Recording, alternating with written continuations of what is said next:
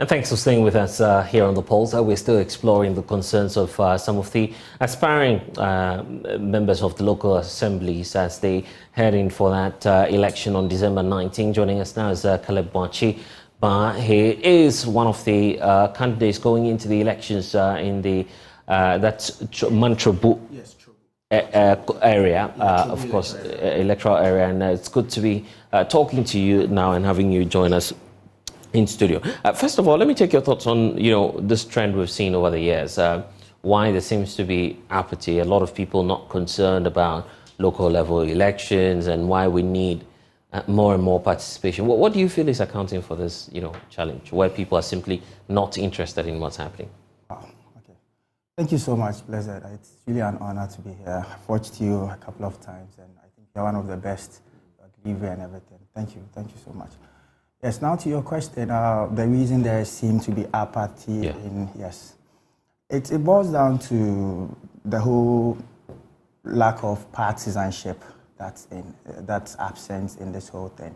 I mean, a couple of years back, the party, I think the NPP government tried to, get this whole thing to be political, and then, because once it's political, it raises the interest, and then the kind of investments that goes into it. It goes a long way to even give us better platforms. Because if it were partisan, political parties wouldn't be free to support their people, and then we get better support and develop better. Because in the end, we are the ones going to take over from them, and if we are not getting the best help at the moment due to the lack of political participation, it turns out. But it's often a controversy when you say, well, we need political party participation even at the local level, because some say that that's not the spirit of the constitution. It will be a challenge if you bring in political parties now. They will still, in fact, they will just end up making everything partisan at the local level. Don't you feel that maybe we should be exploring other means instead of inviting these political parties to be a part of it? I am actually quite 100% certain that it's only a matter of time. Right. It's only a matter of time. If you observe what happened at the level of parliament, both parties seem to be on the same page. Right. But along the line, people are doing their political calculations and realize that if they ditch it, it's going to be in their favor. Right. So it's just a matter of time. It's not even a question of whether it will be done or not. It's just a matter of time. And I don't think it's going to. So what are we saying? If we say that if we bring partisanship to the lower level, whatever is going to cost, the harm is going to cost, why is it not costing it up there in the presidential and the parliamentary level? But the point about the challenges you face as aspirants has come up really strongly, and I'm sure that will be part of the challenge you face in the Trobu electoral area. This issue about funding and how the assembly member is able to carry out developmental projects. What kind of promises have you been giving to the people you've been asking to vote for you? I'm just wondering, because if you make too much promises and you don't get the funding to do it, it might be a challenge for you. What kind of promises are you telling the people? A couple of them, though. For Trobu, for instance, I have a very good relationship with the business community there, and there are a number of good businesses there, garage people, hospitals, and they are well-meaning people who are ready to contribute sort of their corporate social responsibility to help in the local level development. So I have good relationship with them. I've gone to see them, and it's not something that you can bind on them, but through moral suasion, you can get them to chip in here and there. So I've actually organized a quarterly sanitation and sports festival. Okay. The idea is to bring sports to sort of draw the youth, and then we use the sanitation that the community needs. So we do the sanitation in the morning, and then later in the evening we organize the sports, and then it gets them. So we clean. It's a quarterly. I see. So you are not interested in going to say, I'll build you this, I'll build you that, I'll get your road done. No, that would be because your opponents might be doing that, and that would be a challenge. But it just brings up the question as to funding for assembly members and how they can go about doing their duties. I had one of your counterparts in one of the areas saying, let's try and replicate what happens to the MPs, for instance, because they have some level of common fund that they use at the district assembly level. You're the real members of the assembly at the local level, so let's try and decentralize some more and give funding to the assembly members. How crucial would that be in changing, the duties of an assembly member? It will be key. I mean, it still boils down to the decentralization, proper decentralization. Because all this, if decentralization was really working, these questions will not be coming up. Right. There will be things in place, specific duties and roles for assemblymen to play. But because I don't know if it's funding and we've achieved decentralization on paper, but not in reality. Right. So there are a lot of gaps that if we are allowing decentralization to work as the forebears of our constitution envisaged, it will be great. So yeah, I think everyone is looking forward to that. But now let's talk about the competition you face in your area. You're coming up against 3 or 2 individuals that will make all of you 3 now into the elections. What kind of a message are you preaching, and how do you feel you're being accepted or rated within the Trobo electoral area? Actually, I think so I've lived in Trobo since '93. Okay. I was a little boy when I came to Trobo, and it's practically my home. Right. All this, apart from being in the university and coming back, I've lived in Trobo my whole life. Right. And I've already impacted a lot in the lives of the people of Trobo. I've taught for 10 years in the community. I have what I call Honorable Boache Helpline, where there is a number out there, and I have a standing team of teachers who are ready to give tuition to, doesn't matter where you are within the community. Right. So there's a whole procedure. We get you, once you call the number, we get consent from your parents, and then I look at where you are, how close it is to us, and then I get you someone who will help you. And these kids have issues with their math and yes. So we are doing a lot actually. Aside that too, with the sport and sanitation thing I mentioned about, we are also working on it. It's a quarterly thing. That's something not yet to be done. We do it already. And then the conscientization is the key thing for me. It comes to where we are all sitting down, as you're talking about, waiting for funds. Yes. But I'm a person of initiative. I believe in certain things up and starting something. Once you start, you get people to help you. So the whole thing is, we really need to psych ourselves and understand that, listen, we cannot always be saying, what is government coming to do for us? We live there, government isn't there. Right. We have a gutter problem, we have this problem. If we come together, we can raise something small. And even if the government sees that we've been able to raise something and we're about to start, they too will be able to chip in. Once we start, because there is a gutter in Trobo that's been there for my whole life. Right. Everybody's complaining about it. I'm like, if you say, let's say 4 years, my plan is that within this 4 years, we're going to start and getting all the businesses around. You buy us 1 bag of cement.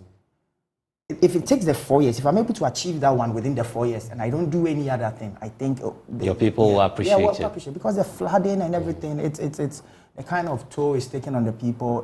So I'm talking about initiative where we don't sit and wait for government. What can we do as a people for ourselves? And do you see that level of reception from your electoral area members? Because just as we were pointing out, and we played that tape a while ago, some people indicating that you take pride in the honorable title and not necessarily what you would be doing there. You just want to be called an honorable member of the local assembly. I mean, nobody can deny the fact that being called honorable has some prestige to it, yes. But we cannot compare the glamour of ours to those above us. It pales in comparison. Yeah. But the thing is, some of us, we believe that it's more of a calling, you understand, something we feel deeply, personally that we want to do.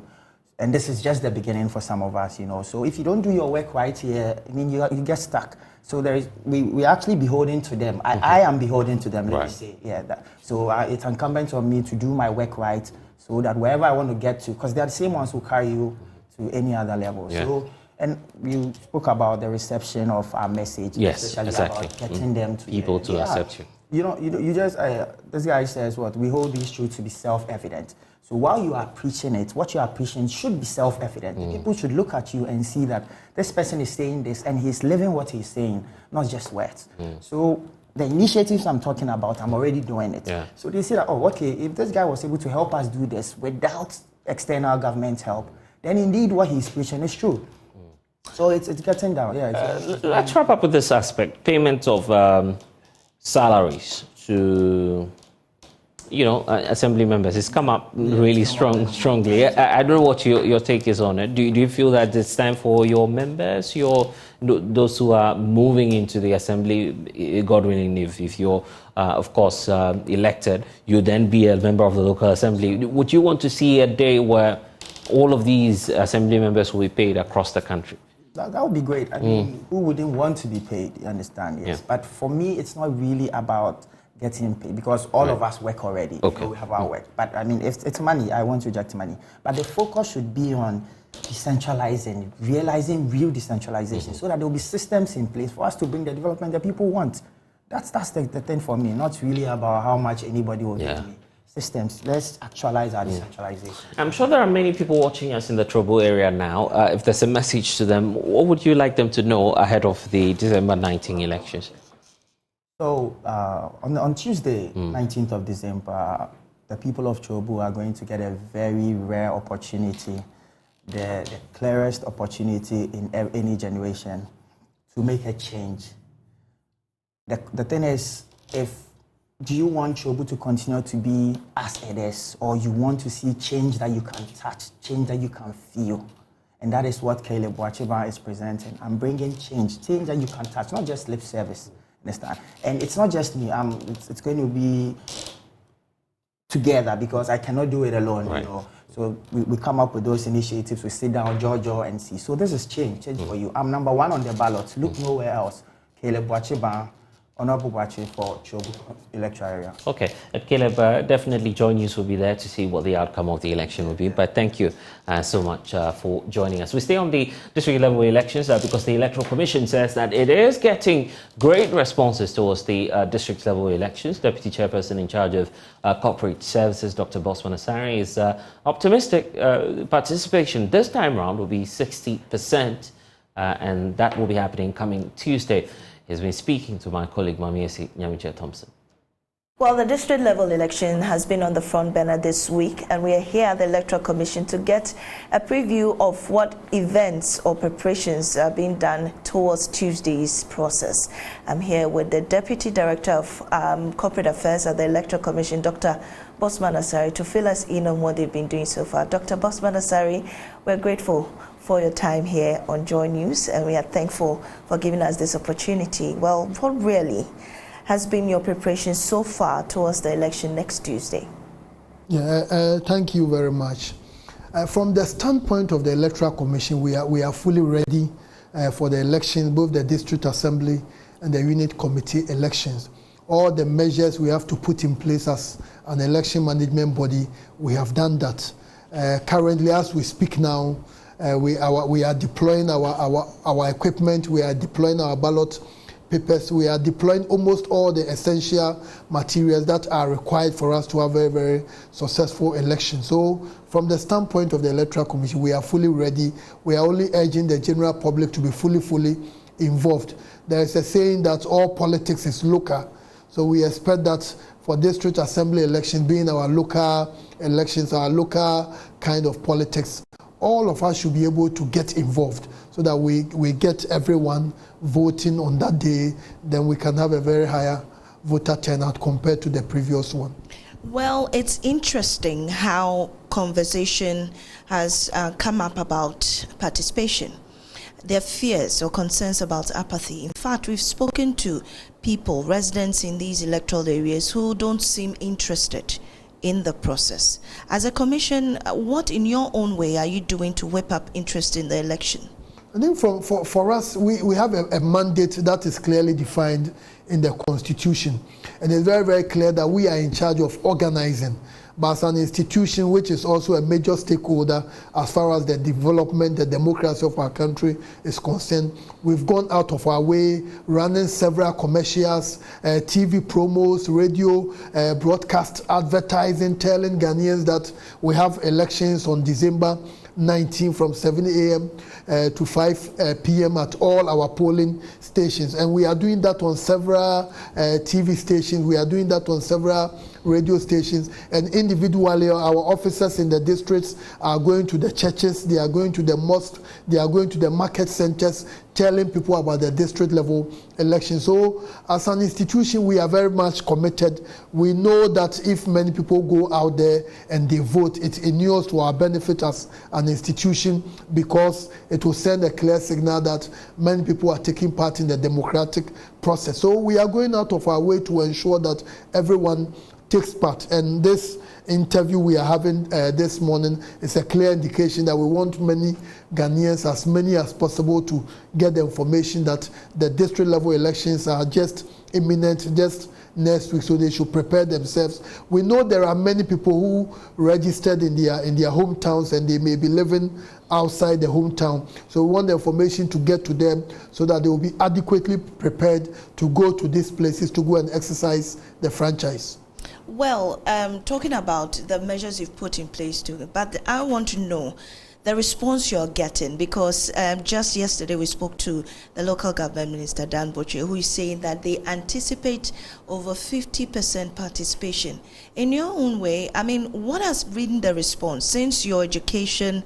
I mean, what you just spoke about, has the response been positive? No, I think from our perspective, the response has been very, very positive, largely because, you know, in 2019, we had almost about 38% turnout nationally. But this time, based on the feedback we are getting from the commercials we are running, and you know, we have this thing we do, which is in the law called Platform Mountain, right, where those who are contesting as assembly members will go from one community to another community to engage in debates and tell people about their manifestos, what they intend doing for their electoral areas. And the information coming to us is that the enthusiasm level is very, very high. People are participating in their numbers. So we are also looking at something between 50 to 60%. Wow. And as a commission, we think that many Ghanaians are interested in the process, and the measures we've also put in place should be able to ensure that people come out in their numbers. You're that confident, because the concern is also that mostly people in the urban areas hardly participate in these elections. Well, from the rural communities, you get many people who actually have a close relationship with these assembly aspirants or candidates. But in the urban centers, how confident are you that they will partake in this exercise? No, I think the data is very, very clear that in the urban centers, especially regions like Greater Accra and Accra proper, and you look at Ashanti region, Kumasi proper, usually the turnout has been very, very low in these two places, and other major cities like Cape Coast, Takoradi, Sunyani, etc. But this year, we based on what the work we are doing and what the assembly members themselves are moving around, telling people about their programs, their manifestos, what they intend to do in their various communities, we get the feeling that the urban center numbers will increase. That may not still compare to what will happen in rural regions and rural communities, but we expect to do better than what we did in 2019. And I think for those of us who are in the urban centers too, we need to be encouraged, because this is our local governance system, and if you live in a locality, the onus is on you to be able to take part in decision making at that particular level. And we run an indirect democracy system, a representative kind of democracy, where all of us cannot be in the assemblies and make decisions. What we are saying is that we are entrusting decision making into the hands of some individuals. So if you live in an urban center, you need to be interested in the decisions being made by your district assembly. So why not take part in electing somebody who can go to the district level and make decisions? You can even have a meeting with these individuals and tell them these are some of the challenges we are facing in our communities. I started by saying that there is a saying that all politics is local, and we need to get our local politics right. We need to ensure that we elect right women, right men to go and represent us in the assemblies, to constitute the unit committees. And once we have that, maybe some of these developmental challenges we are talking about in our districts, if we can get the assembly concept right, a number of these problems will minimize. Well, do you also share the view that lack of political influence is what is causing apathy in this election? And would you ascribe to the fact that if political influence is involved in the process, it will whip up interest in this election? Well, I think, the law is very clear that political parties are not supposed to have candidates in the district assembly elections. So until the law changes, I don't think we want to talk about that. Nevertheless, we have credible evidence indicating that in some parts of our country, the parties are actively involved to the extent that they even meet and determine who will represent, so that they wouldn't have situations whereby two people from the same political party, we do hear of this information. So I don't think it would be right to conclude that the parties are not in any way involved at all. I don't think we can conclude. However, I think as a country we need to discuss it. Well, we've had this concept, remember somewhere in the 1980s. This assembly concept predates our current presidential parliamentary election. It's been there for a while. So if we do the review and we are not getting the results, maybe we may have to go back to the drawing board and see what can we do to whip up the enthusiasm. Maybe the assemblies are not delivering. That's why people are not showing so much concern why they should take part. Which is a very key concern, yes. Because if the assembly is not delivering, especially in urban areas where I'm okay with my business, I'm doing well, living, why do I need an assembly member or, waste my time going stand in a queue and vote? So maybe if we get involved properly, maybe our businesses will even improve, or they will do better than they are doing now. So I made an earlier point, let's all be committed to it, because we spend so much money on sanitation, on a whole lot of things. If we get our assembly concept right, a number of these challenges, as I said, will minimize. And those of us who are in the urban centers, again, in terms of education, we have the education. In terms of enlightenment, we are more enlightened. In terms of understanding, we understand. So maybe it's high time we got involved in the assembly concept, and let's be interested in those who are going to represent us at the various levels, the unit committee, the assembly, and let's see how we can take advantage of their presence to improve upon security in our communities, education outcomes, and etc. Right. So I think that enjoy you have a role to play. You are a leading media organization in the country. Maybe the few days before we have this election, devote some time, talk about it, and even demand that all the workers of Joy must take part in the assembly, and maybe start asking them. Which we're already doing. In fact, this whole week we've been on the district level elections, speaking to the minister and other stakeholders who are also interested in this. But let's come to the logistics.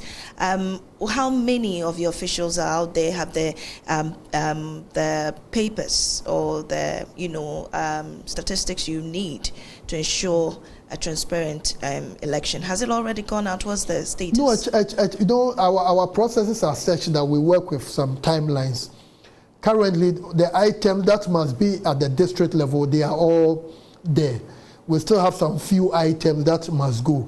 But per our work plan, we anticipate that by the end of this week, every district should have everything they need to be able to. Training of the officials who are going to be doing the elections, the trainings have started. We've done the national training, we've done the regional one. Currently, as we speak now, we have started training at the district level. And in all, we are going to have about 38,315 polling stations. All the districts are taking part in this exercise with the exception of Nkoranza North and Nkoranza South. Exactly. Or they had their elections in 2021.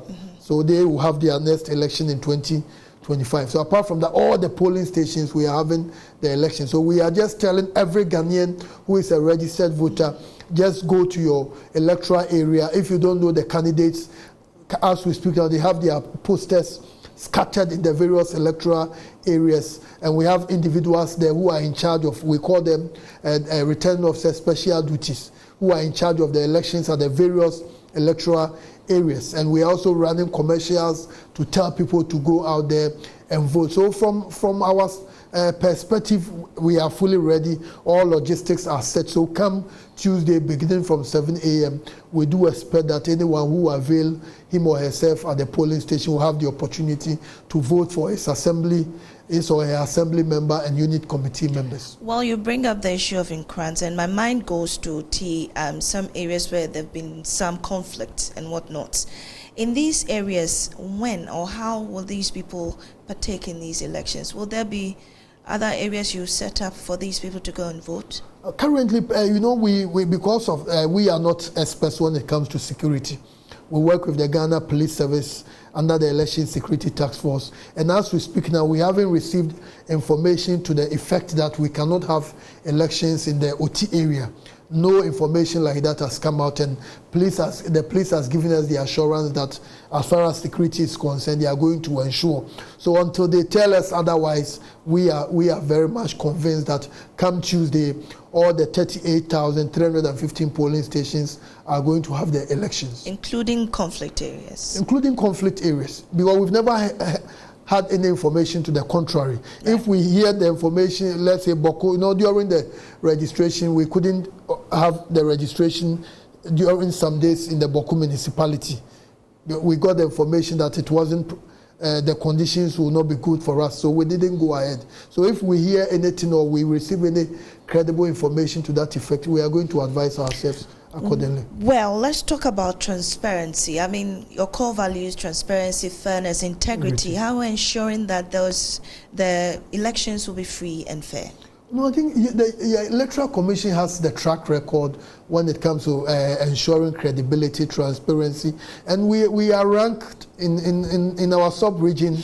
We are ranked as number one, and African-wide we are used as a case study for many countries. So in terms of our transparency, our fairness, openness, accountability, credibility, I don't think all the players have confidence in us, and they know the EC will do a very, very quality work. Well, what about security? What's the logistics with the Ghana Police Service in ensuring that this election goes well? I think we are not the expert. We've engaged them, and they've given us the assurance all the polling stations are going to have security presence. And in the scheme of the police, they have places they call them flash points, and based on previous elections, they are able to identify places that will require more security personnel in that manner. So as far as security is concerned, we are convinced, and we have the track record of excellence when it comes to ensuring effective organization of elections, ensuring that security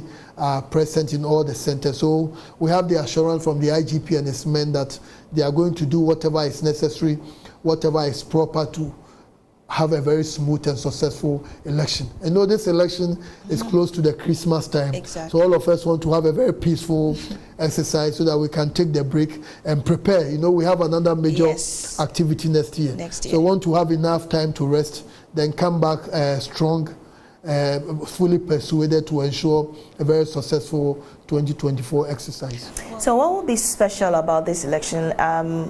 Really talk about technology that will put this election at the forefront. What is the Electoral Commission doing differently? No, I think what we've done so far is that as a commission, I made a point that we have a mandate.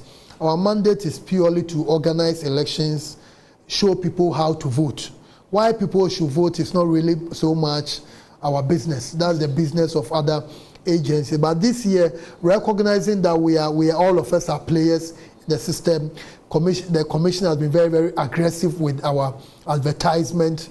It's like almost about 150 TV and radio stations everywhere in the country. We are there just to ensure that people go out there and exercise the franchise.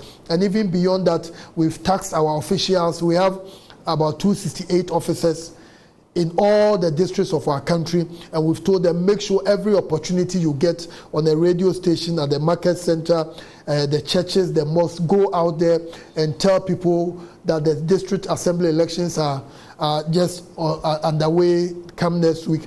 Make sure you go out there and exercise the franchise. Take time. We are mounting the platform where the candidates will be there to present their manifestos to the citizens. Make sure you take part and know your assembly members. They are going out of their way telling them that the assembly concept is the bedrock of our development. Let's go out there. Let's elect people who assist us. All of us will work together. We can even fix our street lights, and some communities can even come together to have programs to transform education in their communities, etc. So I think we, as an institution, we are doing a lot in that regard. So we expect this to be complemented by other organizations. Now, let's deal with the post-election matters. Are there any measures put in place to ensure that when the issues of conflict, mismanagement, or misunderstandings come up, you have the issues put in place, measures put in place to address them?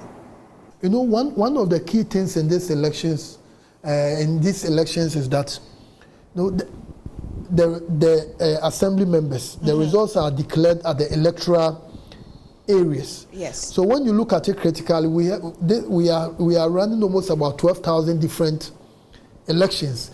For every electoral area, the candidates are different. Okay. So once the results are declared at the electoral area, then it's final. Once the results are declared at the electoral area, it's final. Some places too, it's possible we are going to have what we call, they are going to tie, especially the unit committee. Right. When that happens, we are going to have another day for elections to break the ties. Because the unit committee, each electoral area, you are electing 5 people. So assuming the 5th and the 6th persons, they get the same votes, we have to run another elections for them. So that's the procedure. But apart from that, once we declare the results and there is anything which is not clear, then those who have the issues, they may have to resort to going to court to be able to address that. If they have grievances, it should be done, or it should be done before the elections are declared. You know, I mentioned we have a deputy returning officer called Deputy Returning Officer Special Duties. Right. In charge of every electoral area. And the electoral areas are almost 6,200. 272, but because in Kranza North and South are not part, you take the electoral areas from those places out. Right. So we have officers in charge of these elections in each electoral area. All right. So before the results are declared, if there are grievances, you can share with these officers once they are convinced that it must be investigated. But if not and the results are declared, then the process has come to an end. Well, so far, has there been any issues of misinformation, communication about the process? Well, so far, I think we've not had that. You know, in 2020 election, we had a lot of, I think what the media people call misinformation, disinformation, and fake news. What do you call it? No, I have my own understanding. Okay. Maybe that one will be for a different or another platform. But for this district assembly, we've not had that. And I think maybe the reason why people don't want it to be partisan, people see it as more of a patriotic exercise. Let's go out there. And we hear people, many organizations are going out of their way, telling people why they should take part in the assembly election. So far, the information out there is good. But we do anticipate that in the last few days ahead of the elections, let's all of us be deeply involved. Let's tell people, those of us who go to church, our pastors should tell their members, go out there to go and elect your assembly members and unit committee, the mosques, those who go on Friday, let all of us be deeply involved, and we need to get the assembly concept right.